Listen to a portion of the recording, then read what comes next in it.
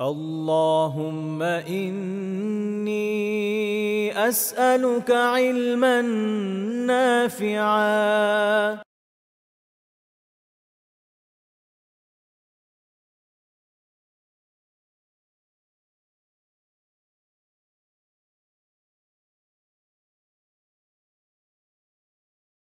السلام عليكم ورحمة الله وبركاته. الحمد لله رب العالمين والصلاة والسلام على رسوله الأمين وعلى آله وصحبه أجمعين ومن تبعهم بإحسان إلى يوم الدين.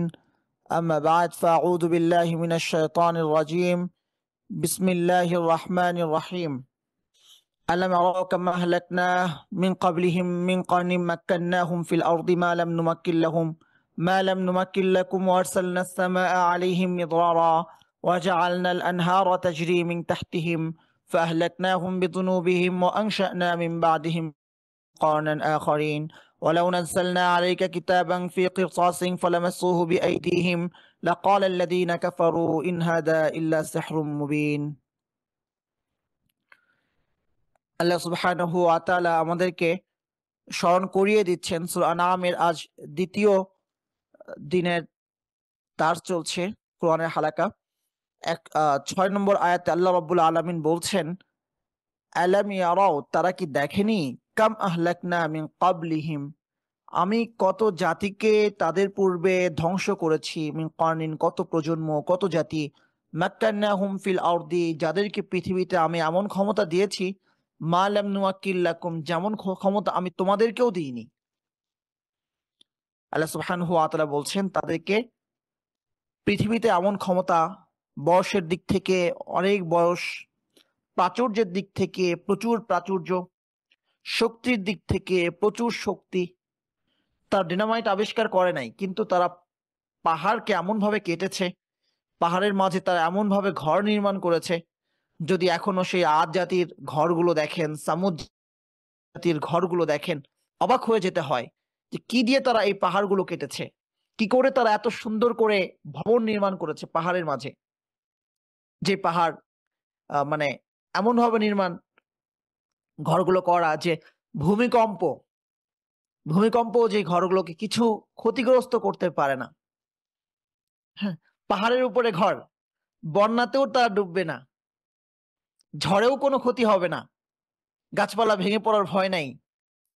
তো আল্লাহ সুবহানাহু ওয়া তাআলা ধ্বংস করলেন এমন ভাবে, এমন আযাব দিয়ে যা ছিল তাদের কল্পনার বাইরে। তো আল্লাহ সুবহানাহু ওয়া তাআলা আমাকে প্রাচুর্য দিয়েছেন, আল্লাহ সুবহানাহু ওয়া তাআলা আমাকে খাবার দিচ্ছেন, আল্লাহ সুবহানাহু ওয়া তাআলা আমাকে নিয়ামত দিয়েছেন। হ্যাঁ, এর মানে এই না যে আল্লাহ সুবহানাহু ওয়া তাআলা আমাকে খুব ভালোবাসছেন এবং আখিরাতেও ভালোবাসবেন।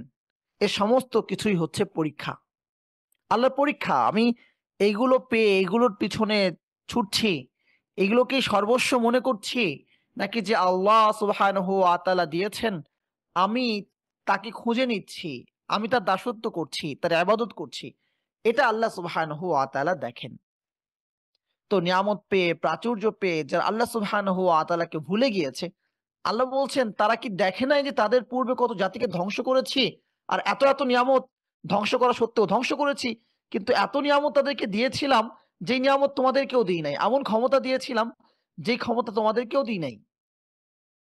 হ্যাঁ, তো ওয়ারসালনা সামা আলাইহিম মিদরারা, যে আকাশ থেকে কেমন নিয়ামত দিয়েছিলাম, যে আকাশ থেকে যখন প্রয়োজন, যতটুকু প্রয়োজন মুষলধারে বৃষ্টি দিয়েছি। বৃষ্টি মানেই হচ্ছে প্রাচুর্য, ভূমি উর্বর হয়েছে, সেখান থেকে ফসল হয়েছে। ওয়াজআলনাল আনহারা তাজরি মিন তাহতিহিম, আর তাদের তলদেশ দিয়ে বিভিন্ন নহর, বিভিন্ন ঝর্ণা, বিভিন্ন নদী প্রবাহিত করেছি। এত নিয়ামত সত্ত্বেও তাদের পাপাচার যখন বেড়ে গিয়েছে, আহলাকনাহুম বিযুনুবিহিম, তাদেরকে তাদের পাপাচারের কারণে ধ্বংস করে দিয়েছি। ওয়া আনশা'না মিন বাদিহিম কওমান আখারিন, ধ্বংস করে ভিন্ন একটি জাতিকে, ভিন্ন প্রজন্মকে আমি এনেছি, নতুন করে সৃষ্টি করেছি। এটা আল্লাহ সুবহানাহু ওয়া তাআলার নিজাম, আল্লাহ সুবহানাহু ওয়া তাআলার নিজাম। কিন্তু আমরা ভুলে যাই, আমরা আবারও সেই পাপে লিপ্ত হই। আওয়ামী লীগ তার যে অত্যাচার, যে জুলুমের কারণে, জাস্ট রিসেন্ট উদাহরণ হিসাবে উল্লেখ করা, ধ্বংস হয়েছে, সে পথেই বর্তমান ক্ষমতাসীনরা পা বাড়াচ্ছে। ভুলে যাওয়ার যে রোগটা, এটা আমাদের খুব বেশি। তো আল্লাহ সুবহানাহু ওয়া তাআলা বলছেন, আফা আমিনা আহলুল কুরা আইয়াতিয়াহুম বাসুনা বায়াতাও ওয়া হুম নাইমুন। জনপদবাসী কি এ ব্যাপারে নিরাপদ হয়ে গেছে? জনপদবাসী কি এ ব্যাপারে নিশ্চিন্ত হয়ে গেছে যে রাত্রকালীন তারা ঘুমিয়ে থাকবে আর আচমকা আমার আযাব তাদেরকে স্পর্শ করবে না? এই ব্যাপারে তারা কি নিশ্চিন্ত? তো আল্লাহ তাদেরকে তাদের পাপাচারের কারণে যদি ধ্বংস করে দেন, পাথর মেরে ধ্বংস করছেন, কোন জনপদকে উল্টে দিচ্ছেন, কোন জনপদের উপরে মুষলধারে বৃষ্টি হচ্ছে, 7 দিন 8 রাত বৃষ্টি হচ্ছে, মাটির নিচ থেকে পানি উঠছে, চুল্লি বেয়ে উপর থেকে পানি বের হচ্ছে, পাহাড়গুলো পানির নিচে চলে গেছে, গাছপালাগুলো পানির নিচে চলে গেছে। নূহ আলাইহিস ইসলামের কিস্তি ছাড়া কিছু নাই, যে কাউকে পানি দিয়ে ধ্বংস করছেন, কাউকে বাতাস দিয়ে ধ্বংস করছেন, কাউকে ভূমিকম্প দিয়ে ধ্বংস করছেন, কাউ জনপদকে উল্টে দিচ্ছেন, কাউকে টানা বাতাস দিয়ে ধ্বংস করছেন। হ্যাঁ, এই যে আল্লাহ সুবহানাহু ওয়া তাআলা এক এক জাতিকে তাদের পাপাচারের কারণে ধ্বংস করছেন, আমাকে কেন ধ্বংস করবেন না? কি আছে আমার? আমার সাথে কি আল্লাহ সুবহানাহু ওয়া তাআলার কোনো আত্মীয়তা সম্পর্ক আছে? নাউজুবিল্লাহ। তাহলে আমরা কেন নিরাপদ হয়ে যাচ্ছি? আও আমিনা আহলুল কুরা, জনপদবাসী কি নিরাপদ হয়ে গেছে, নিশ্চিন্ত হয়ে গেছে? আইয়াতিয়াহুম বাসুনা, কোনো আযাব তাদের কাছে আসবে না, বায়াতান, রাত্রকালীন, ওয়া হুম নাইমুন, তারা ঘুমন্ত আছে, আযাব আসবে না? কে বলেছে? যখন বন্যা হয় ঢাকাবাসী নিরাপদে থাকে, আমরা তো ভালো আছি। ফেনীর মানুষ কোনোদিন কল্পনা করেছে এমন আযাব আসবে, এমন বন্যা হবে? কখনো কল্পনা করেছে? ত্রাহি ত্রাহি অবস্থা। যারা সেখানে গিয়েছেন তারা দেখেছেন 2 তলার ছাদে, মানে 1 তলার ছাদ না, 2য় তলাতে অবস্থান করতে পারে নাই। 2য় তলার ছাদে অবস্থান করতে হয়েছে অনেককে। এমনও হয়েছে পানিতে টিকতে না পেরে তারা রওনা দিয়েছে। রওনা দেওয়ার কোনো উপায় নাই। কোন রকম টিলাতে আশ্রয় নিয়েছে, যে টিলা হয়তো কিছুক্ষণ পর ডুবে যাবে। যে যার মতো করে উদ্ধার করে নিয়ে যাচ্ছে, তারা ডাকছে, কেউ তাদের ডাকে সাড়া দিচ্ছে না।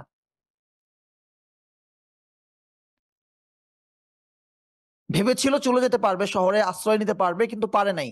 আশ্রয় নিয়েছে একটা ইটের ভাটায়, উঁচু জায়গায়।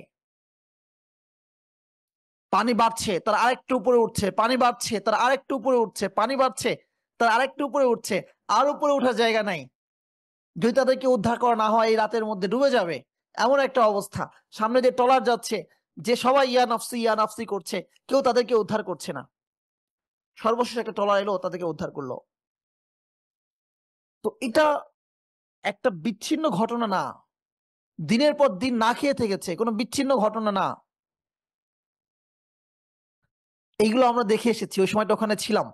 কল্পনা করেছে যদি আজকে ঢাকা শহরে একটা ভূমিকম্প হয় 7 স্কেলের, কি অবস্থাটা হবে আমাদের? কল্পনা করেছি? কে আমাদেরকে নিশ্চয়তা করলো, কি আমাদেরকে নিশ্চয়তা দিল ভূমিকম্প হবে না? যেভাবে আমরা নদীগুলোকে শোষণ করে নিয়েছি, বালু নদী নাই, তুরাগ নদী নাই হয়ে যাওয়ার মতো অবস্থা হয়েছে। আর একটা নদী ছিল, হাতিঝিল থেকে যে নদীটা গিয়েছিল বালু নদীতে, সেটা তো নাই হয়ে গেছে একদম। এখন খাল, সেটা খালও না, ড্রেন। তো যদি বন্যা হয়, ঢাকাবাসীর কি উপায়? তো আল্লাহ সুবহানাহু ওয়া তাআলা কত ভাবে যে আমাদেরকে আযাব দিতে পারেন, কে আমাদেরকে নিশ্চিন্ত করলো যে আযাব আসবে না? যে জুলুম আমরা করছি, যে অবিচার আমরা করছি, যে পাপাচার চলছে, যে অশ্লীলতা হচ্ছে নেট জগতে, ঘরে ঘরে, সিনেপ্লেক্স গুলোতে, তো আল্লাহ সুবহানাহু ওয়া তাআলা আমাদেরকে হেফাজত করুন। তো আল্লাহ তাই সেটাই বলছেন, ফাআহলাকনাহুম বিযুনুবিহিম, তাদেরকে আমি তাদের পাপের কারণে ধ্বংস করে দিয়েছি। ওয়া আনশা'না মিন বাদিহিম কওরনান আখারিন, এবং তাদের পরে সৃষ্টি করেছি ভিন্ন জনপদকে। ওয়ালাউ নাযালনা আলাইকা কিতাবান ফি কিরতাসিন ফালামাসুহু বিআইদিহিম, যদি এমন হতো, তারাও অস্বীকার করছে মুহাম্মাদের উপর যে কিতাবকে নাজিল করা হয়েছে, এটাকে তারা মানবে না, অজুহাতের শেষ নাই, না মানার জন্য অজুহাতে কোনো শেষ থাকে না। এটা মুহাম্মদ নিজের পক্ষ থেকে বলছে। আল্লাহ বলছেন, যদি বিশেষ কোনো কাগজেও আমি এটা তোমার উপর নাজিল করতাম, যে তা দেখছে কোন একটা কাগজ তোমার উপর নাজিল হয়েছে, না কাগজে নাজিল করতাম, আর এই কিতাবটা তার নিজেরা হাত দিয়ে ধরে ধরে দেখতো যে এই পদার্থ, এই কিতাব, এইটা কি পৃথিবীতে নাই, পৃথিবীতে এই কাগজ ধরেন আর নাই, এই একটাই কপি, তারা ধরে পর্যন্ত দেখলো, লাকাল আল্লাযীনা কাফারু, পৃথিবীতে নাই, এই একটা কোত্থেকে এলো? তারা স্পষ্ট আল্লাহ সুবহানাহু ওয়া তাআলার পক্ষ থেকে। কিন্তু কাফেররা সেখানেও যুক্তি খুঁজে বের করবে এবং তারা বলবে, ইন হাদা ইল্লা সিহরুম মুবিন, এটা সুস্পষ্ট জাদু, এটা সুস্পষ্ট জাদু। তো দিন না মানার জন্য যুক্তির শেষ নাই। আমেরিকা দেখতে আছে, ভারত অসন্তুষ্ট হবে, পরাশক্তি অসন্তুষ্ট হবে, জঙ্গি বলবে এইটা হবে সেটা হবে, পেঁয়াজ বন্ধ করে দিবে, অমুক রপ্তানি বন্ধ করে দিবে, পানি ছেড়ে দিবে, এটা করবে সেটা করবে, বহু ধরনের যুক্তি আসতে পারে। কাফেররা যে সহজ যুক্তিটা দেয়, সুস্পষ্ট জাদু। নাস্তিকরা যেটা বলে, মুহাম্মদ, এরকম তো কথাগুলো আসে, ইনজিল কপি করেছেন, যদিও তিনি কখনো ইনজিল পড়েন নাই, যদিও তিনি কখনো খ্রিস্টানদের সঙ্গে সেভাবে অবস্থান করেন নাই, যদিও তিনি কখনো নিজে কোরআন শরীফ লেখেন নাই। আল্লাহ সুবহানাহু ওয়া তাআলা স্পষ্ট করে বলছেন, ওয়ালাউ কুনতা তাখুত্তুহু বিয়ামিনিকা ইযাল লা'তাবাল মুবতিলুন, যদি তুমি তোমার নিজ হাতে কোরআন লিখতে, আমি ওহী নাযিল করছি আর তুমি লিখছো, যদি তুমি নিজ হাত দিয়ে লিখতে, তাহলে বাতিলপন্থীরা সন্দেহ পোষণ করত যে মুহাম্মদ মনে হয় নিজেই লিখেছে।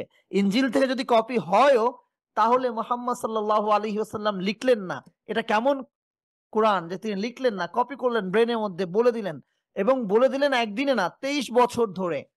23 বছর ধরে আপনি 1400 বছর পরে এসে সন্দেহ করছেন, আপনি মানছেন না, ভালো কথা। সেই সময় তাদেরকে কে বাধ্য করলো তাদের বাপ দাদাদের ধর্ম ছেড়ে এমন একজন মানুষকে মানতে, যে কিনা এতিম, যে কিনা পড়ালেখা জানে না, যার কিনা কোনো অর্থ নাই, যে কিনা ক্ষুধায় পেটে পাথর বাঁধে? কি ছিল? না তিনি সর্দার, না তার অনেক অঢেল সম্পদ, না তার অনেক ক্ষমতা, কি ছিল তার যে বাপ দাদাদের ধর্ম ছাড়লো? তারা তো বাপ দাদাদের ধর্ম টিকিয়ে রাখার জন্য বদরের যুদ্ধ করলো, তারা তো বাপ দাদাদের ধর্ম টিকিয়ে রাখার জন্য উহুদের যুদ্ধ করলো, তারা তো বাপ দাদাদের ধর্ম টিকিয়ে রাখার জন্য খন্দকের যুদ্ধ করলো। সেই খালিদ বিন ওয়ালিদ, যিনি মুসলিমদেরকে শেষ করে দেওয়ার জন্য উহুদের ময়দানে ঘুরে এসে হামলা করলেন, যার হামলায় রাসূল সাল্লাল্লাহু আলাইহি ওয়াসাল্লামের দাঁত শহীদ হলো, মাথা রক্তাক্ত হলো। কে তাকে বাধ্য করলো, কিসে তাকে বাধ্য করলো ইসলাম গ্রহণ করতে এবং জীবন বাজি রেখে ইসলামের জন্য মৃত্যু পর্যন্ত লড়াই করতে? সেই আমর বিন আসকে কে বাধ্য করলো ইসলাম গ্রহণ করতে? মুসলিমরা যখন মক্কার জুলুম নির্যাতন সহ্য করতে না পেরে আবিসিনিয়ায় হিজরত করলো, আমর বিন আস রাদিয়াল্লাহু তাআলা আনহু তখনও ইসলাম গ্রহণ করেন নাই। সেই সমুদ্র পাড়ি দিয়ে, সেই সময় সমুদ্র তো এখনের মতো পাড়ি দেওয়ার জন্য এখনের মতো উন্নত জাহাজ ছিল না, সেই সমুদ্র পাড়ি দিয়ে সে আবিসিনিয়ায় গেল। মুসলিমরা গেল জান বাঁচাতে, সে কেন গেল? এত রিস্ক নিয়ে, জীবনের ঝুঁকি নিয়ে, লোহিত সাগর পাড়ি দিয়ে কেন গেল? বাদশাকে বুঝালো, প্রথম দিন কাজ হলো না, দ্বিতীয় দিন বুঝালো। কে এই এত বিদ্বেষ যে পোষণ করে ইসলামের প্রতি, কে তাকে বাধ্য করলো, কিসে তাকে বাধ্য করলো বাপদাদা ধর্ম ছেড়ে দিতে? হাফসিকে কে বাধ্য করলো ইসলাম গ্রহণ করতে, যে কিনা রাসূল সাল্লাল্লাহু আলাইহি ওয়াসাল্লামের চাচাকে হত্যা করেছে?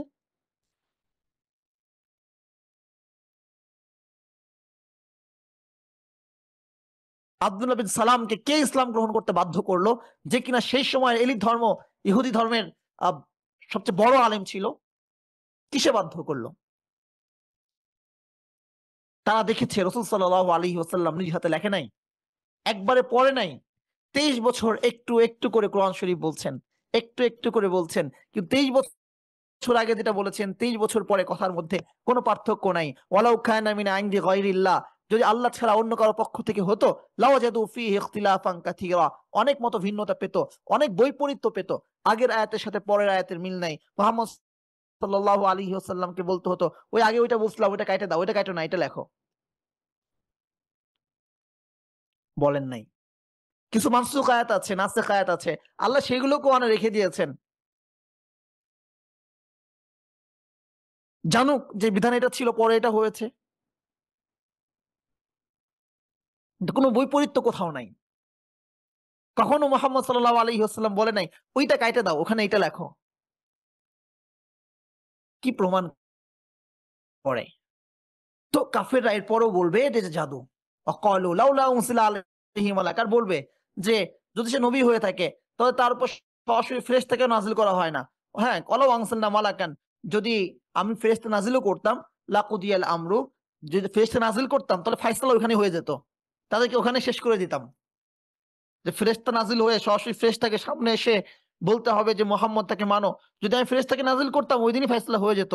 সুম্মা লা ইনজারুন, আর অবকাশ দেওয়া হতো না। ওয়ালাউ জাআলনাহু মালাকান,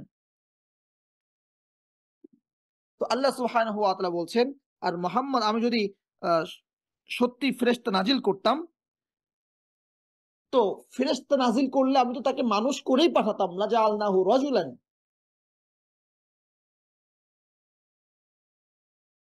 কারণ ফেরেশতা তো তার আসল রূপে আসবে না। ফেরেশতা আসলে তো মানুষের রূপেই আসবে, মানুষ সমাজে থাকবে।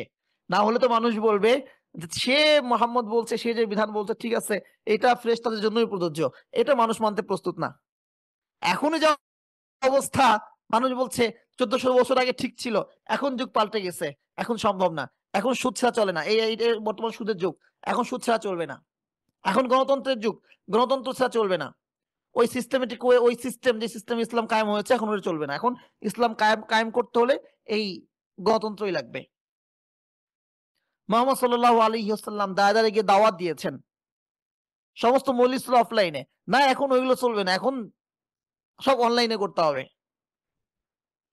এই ধরনের মানসিকতা, এখন টিভিতেই লাগবে প্রোগ্রাম করতে হবে, এখন মিডিয়াতেই আসতে হবে।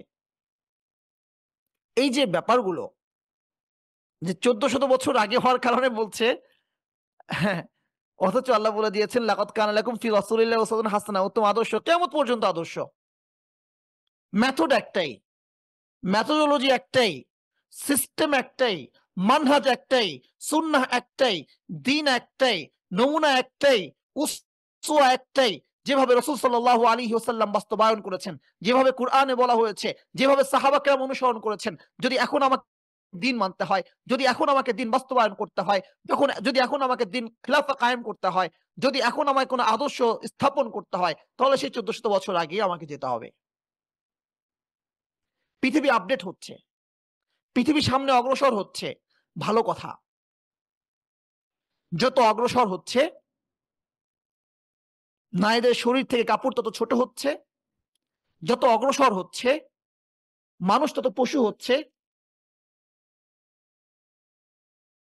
এতটুকু অগ্রসর তো পৃথিবী কখনোই হয়নি যখন অ্যাটম বোমার মতো কিছু আবিষ্কার হয়েছে, যা দিয়ে গোটা জনপদকে ধ্বংস করে দেওয়া যায়।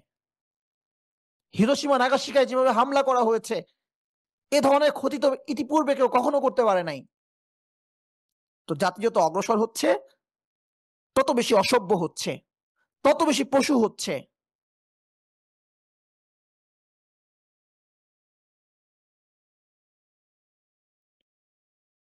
পক্ষান্তরে মুসলিমদের যদি আবারও ঘুরে দাঁড়াতে হয়, মুসলিমদের যদি আবারও উন্নতি করতে হয়, তাহলে আমাদেরকে পিছনে ফিরে যেতে হবে। গোটা জাতি চাচ্ছে সামনে এগিয়ে যেতে, যদি মুসলিমদেরকে এখান থেকে মুক্তি পেতে হয় তাহলে তাদেরকে পিছনে ফিরে যেতে হবে। ফিরতে ফিরতে 1400 বছরের আগে যেতে হবে।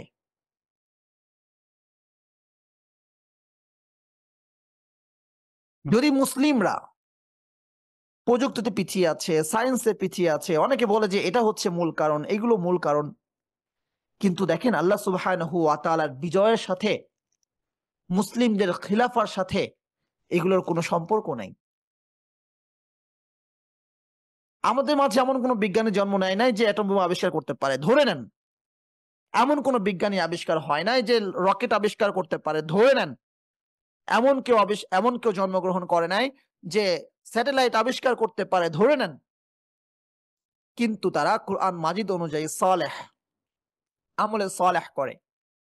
আল্লাহ সুবহানাহু ওয়া তাআলার এই প্রতিশ্রুতি, ওয়ালাকাদ কাতাবনা ফিজ জাবুরি মিন বাদি যিকরি আন্নাল আরদা ইয়ারিসুহা ইবাদিয়াস সালিহুন, আমি জাবুরে লিখে দিয়েছি কোরআন মাজিদ ছাড়াও যে এই পৃথিবীর ওয়ারিস হবে, এই পৃথিবীর খিলাফত পাবে আমার সৎ বান্দারা। বলেন যে আল্লাহ সুবহানাহু ওয়া তাআলার এই প্রতিশ্রুতির পক্ষে, এই প্রতিশ্রুতি বাস্তবায়নের পথে কি কখনো এটা বাধা হতে পারে? যে এমন কোন সায়েন্টিস্ট আসে নাই যে রকেট আবিষ্কার করতে পেরেছে, যে স্যাটেলাইট আবিষ্কার করতে পেরেছে, যে অ্যাটম বোমা আবিষ্কার করতে পেরেছে। বলেন এগুলো কি প্রতিবন্ধক হবে মহান আল্লাহ সুবহানাহু ওয়া তাআলার প্রতিশ্রুতির পথে? আল্লাহ কি এতই ছোট যে এগুলোর উপর নির্ভরশীল হয়ে থাকবে? তাহলে মুসলিমদের পরাজয়ের কারণ এটা নয়। হ্যাঁ, মুসলিম হিসাবে ইকামতে দ্বীনের জন্য, দ্বীন বাস্তবায়নের জন্য আমাকে, আমাদের সকলকে আমাদের সাধ্যানুযায়ী চেষ্টা করতে হবে। আইদু লাহুম মাসতাতাতুম মিন কুওয়া, তোমরা তোমাদের মতো করে প্রস্তুতি নাও। তারা আমাদের জন্য বোমা বানাচ্ছে, আপনি একটা ছুরি ধার দেন, দেখেন তাতেই তারা বলবে জঙ্গি, তারা আপনাকে ভয় পাওয়া শুরু করে দিবে, কারণ তারা জানে আমাদের ভিতরের স্পিরিট। আইদু লাহুম মাসতাতাতুম মিন কুওয়া, তাদের জন্য তোমরা প্রস্তুতি নাও। মাসতাতাতুম মিন কুওয়া আইদু মিন রিবাতিল খাইল, ঘোড়া বেঁধে রাখো, প্রস্তুত রাখো। যাদা তোমরা তুরহিবুনা বি আদুওয়াল্লাহি ওয়া আদুওয়াকুম, আল্লাহ শত্রুকে, তোমাদের শত্রুকে ভীত সন্ত্রস্ত করবে। মুসলিমরা যদি সাহস নিয়ে এখনো গোটা আরব বিশ্ব যদি এগিয়ে আসে যে না আমরা লড়বো, ঠিক আছে ওদের মতো অস্ত্র নাই, ঠিক আছে শুধু লড়বো, মোকাবেলা করব, ইসরায়েল টিকে থাকতে পারবে?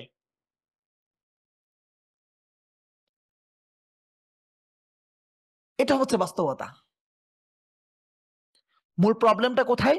আমাদের সেই ঈমান। আমরা দাসত্ব বরণ করে নিয়েছি আমাদের নিজেদের অনুভূতির মধ্যে, আমরা দাসত্ব বরণ করে নিয়েছি আমাদের অনুভূতির মধ্যে।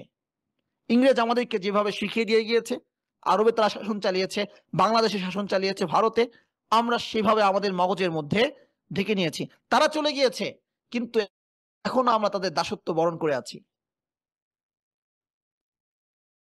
একসময় পাকিস্তানের অধিকারে ছিল বাংলাদেশ, ইকবাল হল ছিল ঢাকা ইউনিভার্সিটিতে, এখন নাই। কেন নেই? জিন্নাহ হল ছিল, এখন নাই, কারণ তাদের থেকে আমরা স্বাধীন করে নিয়েছি।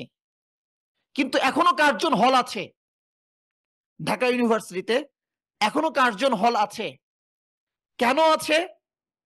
কারণ চিন্তা চেতনায়, অনুভূতিতে আমরা এখনো তাদের দাসত্ব বরণ করেই আছি। তারা আমাদেরকে যে আইন শিখিয়ে দিয়ে গেছে, সে আইন অনুযায়ী এখনো দেশ পরিচালিত হচ্ছে, কোর্টগুলো সেভাবেই চলছে, ভিন্ন কোনো কিছু নাই।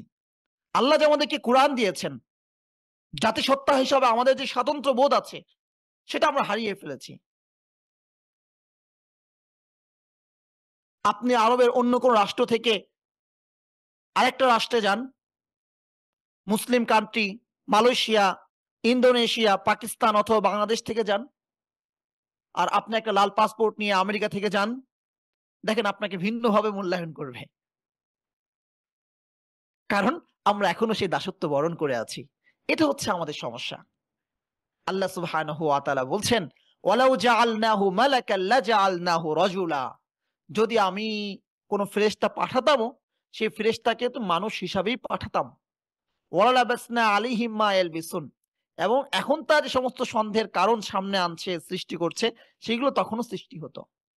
ওয়ালাকাদ ইস্তুহজিয়া বিরুসুলিম মিন ক্বাবলিক, মুহাম্মদ তুমি, তারা যে উপহাস করছে, তারা যে বলছে দ্বীনকে নিয়ে ঠাট্টা তামাশা করছে, যা কিছু বলছে, তো তোমার পূর্বে যারা রাসূলরা এসেছেন তাদেরকে নিয়েও করা হয়েছে।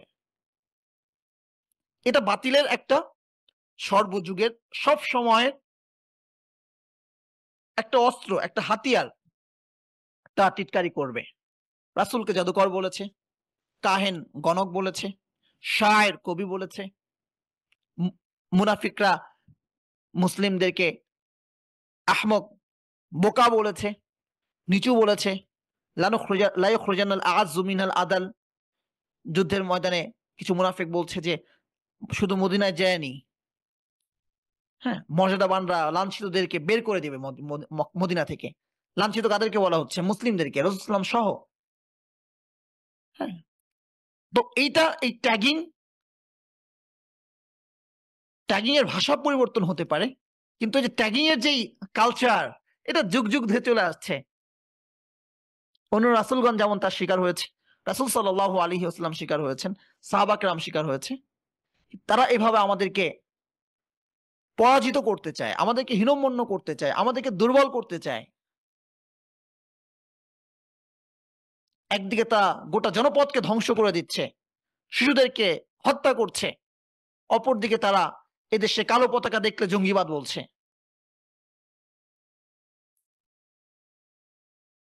তো যেটা মূল উদ্দেশ্য, তারা এটা করবে, কিন্তু আমরা কি করছি?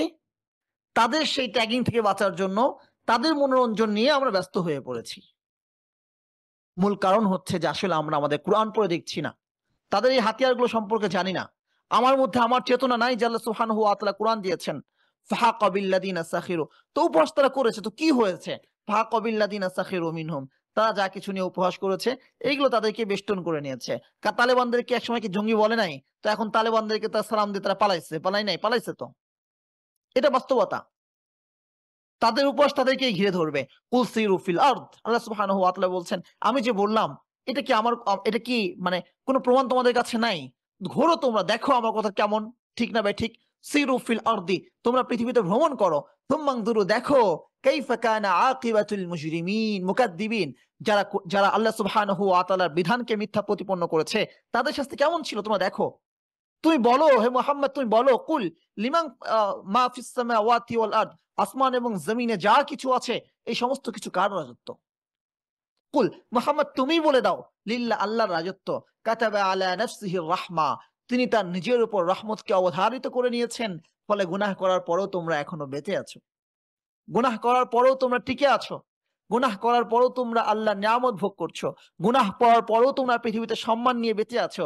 লায়াজমাআন্নাকুম ইলা ইয়াউমিল কিয়ামাতি লা রাইবা ফি, তবে অবশ্যই তিনি তোমাদেরকে সেই কিয়ামতের দিন একত্রিত করবেন, যেদিনের ব্যাপারে কোনো সন্দেহ নাই। আল্লাযীনা খাসিরু আনফুসাহুম ফাহুম লা ইউমিনুন, যারা ক্ষতিগ্রস্ত তারা মুমিন হতে পারবে না, যারা ক্ষতিগ্রস্ত তারা মুমিন হতে পারবে না। ঈমানের জন্য, ঈমান পাওয়ার জন্য, হেদায়েত পাওয়ার জন্য সৌভাগ্যবান হওয়া জরুরি। ওয়ালাহু মা সাকানা ওয়ালাহু মা সাকানা ফিল লাইলি ওয়ান নাহার, আল্লাহ সুবহানাহু ওয়া তাআলা বলছেন,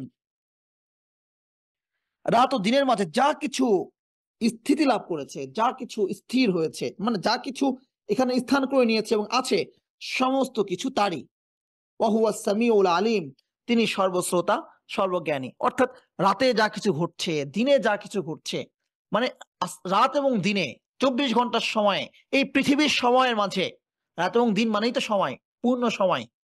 অর্থাৎ প্রতিটা মুহূর্তে যা কিছু ঘটছে সমস্ত কিছু তার অধীনে ঘটছে, তার ইচ্ছাই ঘটছে, তার ইচ্ছার বিপরীতে। তার ক্ষমতা এতই বেশি, তার ইচ্ছার বিপরীতে, তার অনুমতির বাইরে কোনো কিছুই ঘটছে না। ওহুয়া সামিয়া, তিনি জানেন কি হচ্ছে, আলিম, তিনি সমস্ত কিছু সম্পর্কে সম্যক অবগত আছেন, তিনি শোনেন এবং তিনি জানেন। বলো, তুমি বলো হে মুহাম্মদ, আগাইরাল্লাহি আত্তাখিজ, এমন ক্ষমতাধর সত্তা, এমন ক্ষমতাধর মালিক, এমন আল্লাহ সুবহানাহু ওয়া তাআলাকে ছেড়ে আত্তাখিযু ওয়ালিয়ান, আমি ভিন্ন কোন ওলিকে গ্রহণ করব? ফাতিরাস সামাওয়াতি ওয়াল আরদ, সেই সত্তা যিনি আসমান এবং জমিনের স্রষ্টা, সেই সত্তা হুয়া ইউতাইম, যিনি আমাকে খাবার দিচ্ছেন, সবাইকে খাবার দিচ্ছেন, লা ইউতাম, যার, অথচ যার খাবার গ্রহণের কোনো প্রয়োজন নাই। কুল, তুমি বলো, তোমরা ইসলাম গ্রহণ করো আর না করো, আমি অপেক্ষা করছি না।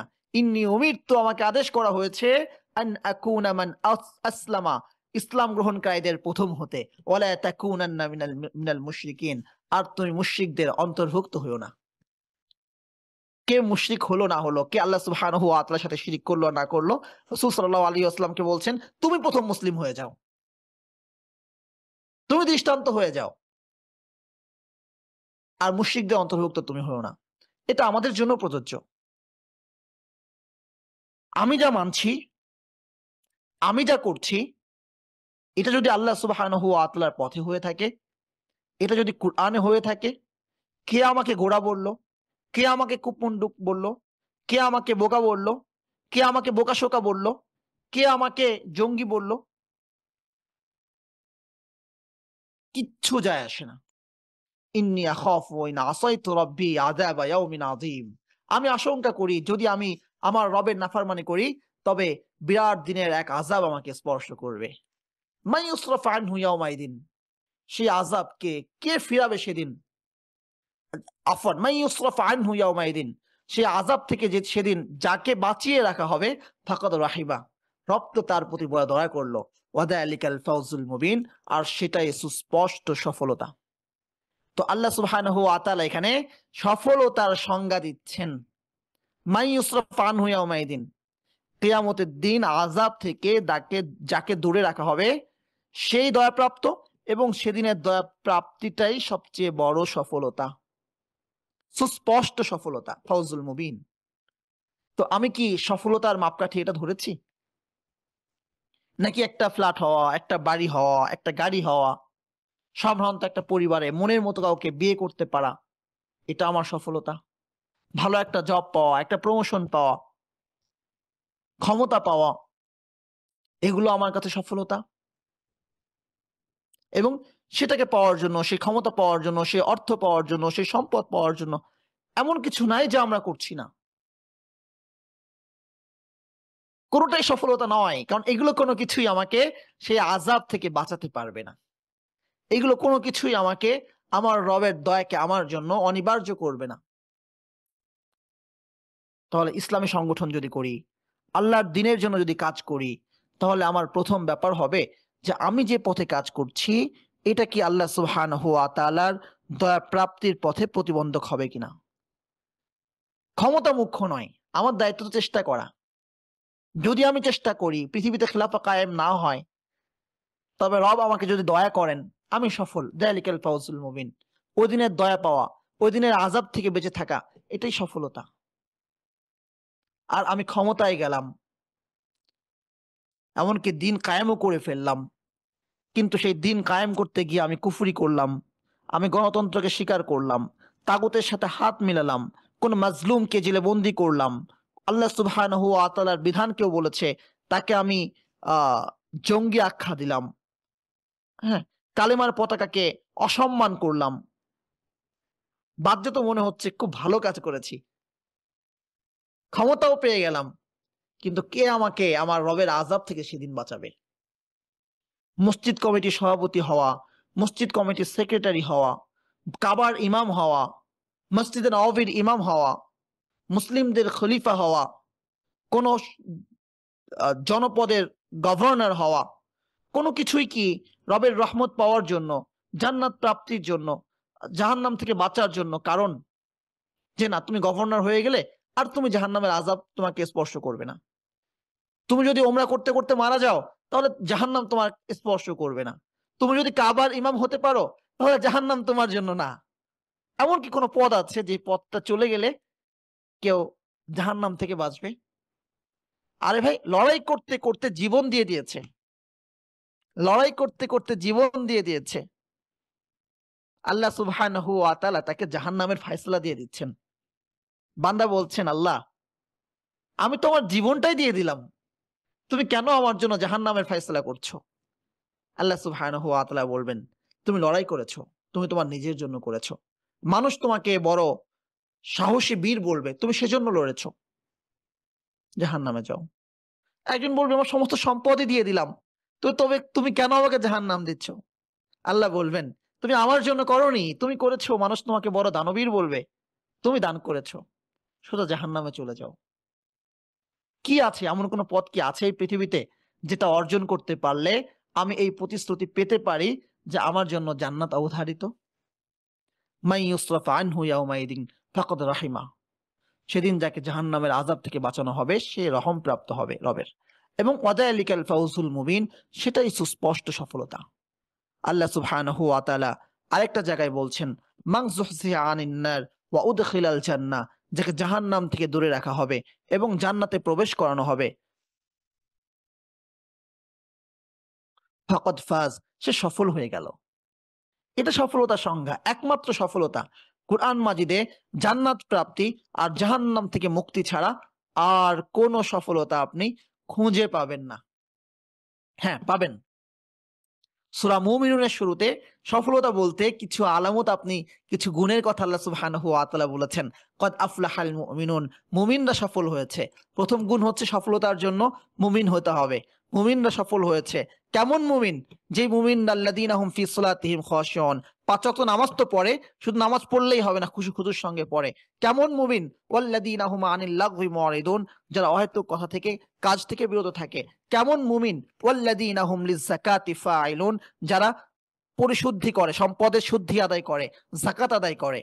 হ্যাঁ? ওয়াল্লাযীনা হুম লিয-যাকাতি ফাইলুন ওয়াল্লাযীনা হুম লিফুরুজিহিম হাফিজুন। কেমন মুমিন? যারা তাদের লজ্জাস্থানকে হেফাজত করে, যতটুকু হালাল ততটুকুর বাইরে তারা হেফাজত করে। ইল্লা আলা আযওয়াজিহিম, আল্লাহ সুবহানাহু ওয়া তাআলা বললেন। কেমন মুমিন? ওয়াল্লাযীনা হুম লিশাহাদাতিহিম কায়িমুন, যারা তাদের সাক্ষ্য ঠিক ভাবে প্রদান করে। কেমন মুমিন? ওয়াল্লাযীনা হুম লিআমানাতিহিম ওয়া আহদিহিম রাউন, যারা তাদের আমানতকে রক্ষা করে, তাদের প্রতিশ্রুতিকে রক্ষা করে। কেমন মুমিন? ওয়াল্লাযীনা হুম আলা সলাতিহিম ইউহাফিজুন, যারা তাদের সালাতের ব্যাপারে